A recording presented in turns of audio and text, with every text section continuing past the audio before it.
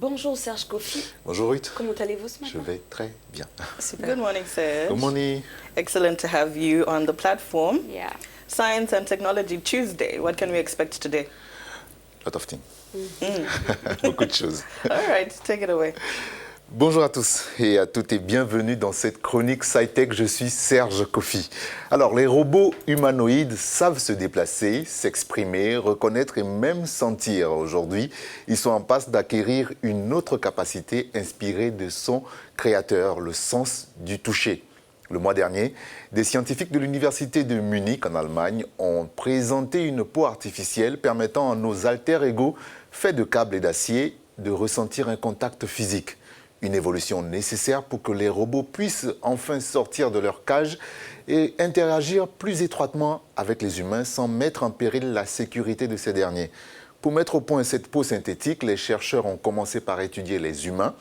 Chacun d'entre nous possède en effet pas moins de 600 000 récepteurs de toucher et au moins 200 000 autres qui mesurent les variations de température. Ils enregistrent ce qui se passe à la surface du corps, puis envoient l'information au cerveau sous forme de signaux. Notre système nerveux étant incapable d'analyser toutes les informations en même temps, il donne alors la priorité aux nouvelles sensations. Eh bien, Serge, dites-nous, cela semble intéressant. Comment les scientifiques ont-ils procédé pour rendre cela possible? Alors Ruth, pour reproduire ce mécanisme, le professeur Gordon Chang et son équipe ont recouvert de la tête aux pieds un robot autonome de taille humaine avec plus de 13 000 capteurs mesurant 2,5 cm. Ils permettent à H1, donc ce robot humanoïde et Android, de détecter la proximité avec un objet, sa température, l'accélération ou la pression exercée, de la même manière que le système nerveux humain. Ensuite, un logiciel prend en charge le flux d'informations et fait réagir le robot uniquement quand des cellules sont activées individuellement pour éviter qu'il soit surchargé de requêtes.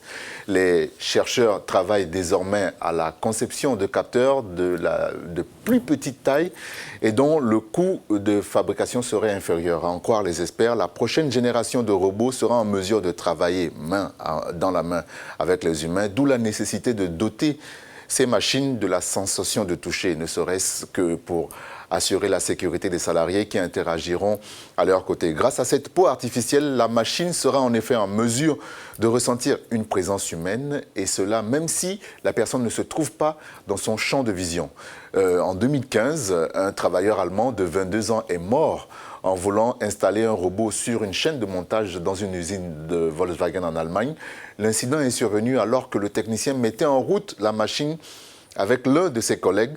Frappé à la poitrine par le robot et poussé contre une plaque métallique, il a succombé à ses blessures. Un scénario similaire s'est produit en France cette année, au mois d'avril exactement, dans une usine de Maine-et-Loire. Avec ces technologies, de tels drames pourraient être évités. Ça y est, les robots vont pouvoir vous serrer dans leurs bras sans risquer de vous étouffer, et cela grâce à une peau artificielle faite de grosses écailles bardées de capteurs mis au point en Allemagne. Cela veut dire que le robot humanoïde H1, avec cette peau sensible, peut désormais vous faire une accolade sans vous marcher dessus, ni vous étouffer dans ses bras. Et aujourd'hui, moi, j'ai ma question pour vous. Est-ce que vous accepteriez qu'un humanoïde, un robot, puisse vous faire une accolade? Could you allow to a robot to hug you? To hug me. Yeah. It's a difficult one. Why not? But also it feels as if we're trying to replace difficile, mais humans pourquoi rather pas? than give them an aid, if you understand. I'm not sure about Ruth. En fait, pour elle, si le robot ne prendra pas la place de l'humain, il n'y a pas de souci, ça peut arriver. For me, I think I have the same idea with you. Yes. Je partage ton avis, Nyasha. Il vient juste pour nous aider, pas pour prendre la place des humains, il n'y a pas de souci. Pourquoi pas? Je vois que toutes les deux, vous faites confiance à la technologie. Oui. Voilà tout ce que j'avais pour vous aujourd'hui, chers téléspectateurs. Je vous donne rendez-vous pour une nouvelle chronique la semaine prochaine. Restez sur Africa News.